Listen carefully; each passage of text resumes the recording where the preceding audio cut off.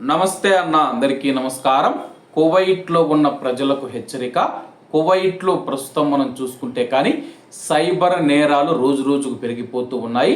ఆన్లైన్లో షాపింగ్ చేసినా సరే కానీ, లేకపోతే సోషల్ మీడియాలో ఏవైనా ఆఫర్లు ఉన్నప్పుడు వాటిపైన క్లిక్ చేసినా, వాట్సాప్ మెసేజ్లు కానీ నార్మల్ మెసేజ్ల పైన క్లిక్ చేసినా కదా కానీ సైబర్ మోసాలు రోజు రోజుకు పెరిగిపోతూ ఉన్నాయి. అలాగే సైబర్ నేరాలకు సంబంధించి కువైట్ అధికారులు కువైట్లోని ప్రజలను హెచ్చరించారు. వివరాల్లోకి వెళితే, సైబర్ దాడుల ప్రమాదాన్ని తగ్గించడానికి ఇంటి భద్రతా కెమెరాలను క్రమం తప్పకుండా తనిఖీ చేయడం మరియు వాటి యొక్క పాస్వర్డ్లను అప్డేట్ చేయడం యొక్క ప్రాముఖ్యతను communication and information technology regulatory authority CITRA తన యొక్క నివేదికలో అయితే పేర్కొందనమాట. ప్రస్తుతం కువైట్లో ప్రతి ఇంట్లో దాదాపు మనం చూసుకుంటే కెమెరాలు పెడుతూ ఉన్నారనమాట.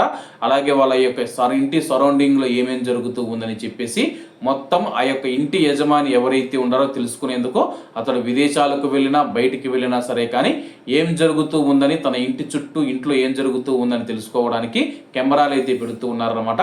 ఇప్పుడు అటువంటి కెమెరాలనైతే సైబర్ నేరస్తులు ఎవరైతే ఉన్నారో వాటిని హ్యాక్ చేస్తూ ఉన్నారన్నమాట. దీనివల్ల మీ ఇంట్లో ఉండే సమాచారం ఏదైతే ఉందో, మీ ఇంట్లో మీరు చేస్తూ ఉన్న పనులు ఏవైతే ఉన్నాయో అవి సైబర్ నేరగాళ్ళ చేతిలోకి వెళతాయి.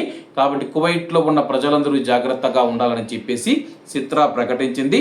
హ్యాకర్లు కొత్త భద్రతా లోపాలను ఉపయోగించుకొని కెమెరాలను హ్యాక్ చేస్తూ ఉన్నారని, వాటిని అనైతిక ప్రయోజనాల కోసం వాడుతూ ఉన్నారని చెప్పి సిత్రా స్పష్టం చేసింది.